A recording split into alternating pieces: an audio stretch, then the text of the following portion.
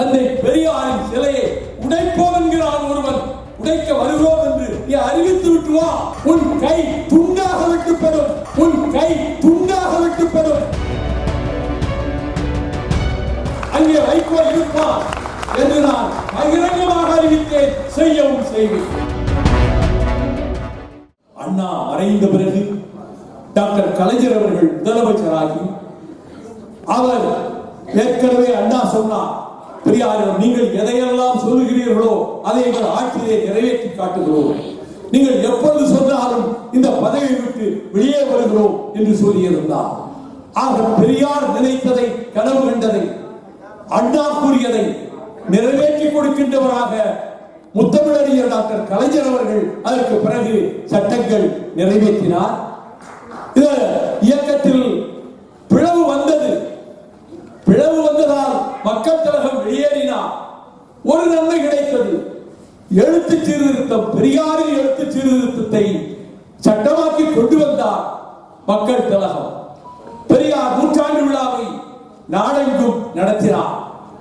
இப்பொழுது திராவிட இயக்கத்தினுடைய ஆட்சிதான் நடக்கிறது.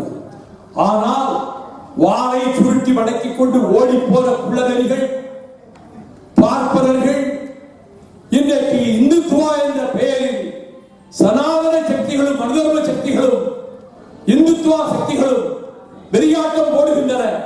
தமிழகத்துக்குள்ளே நுழைந்து விடலாம் என்று மனப்பால் குடிக்கிறார்கள்.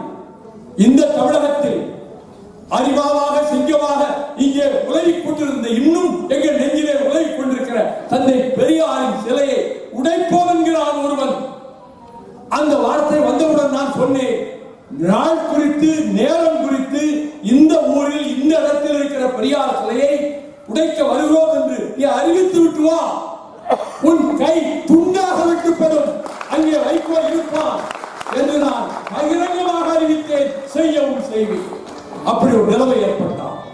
பெரியாரை, அறிஞர் அண்ணாவை, திராவிட இயக்கத்தினுடைய தலைவர்களை, அவர்களுடைய பெருமை மாண்புகளை, அவர்கள் கனவு கண்ட இன்ப தமிழகத்தை நிலைநாட்டுவதற்கு திராவிட இயக்கம் பெரியார் சொல்வதை போல இது பகுத்தறிவாளர்களினுடைய ஆட்சி.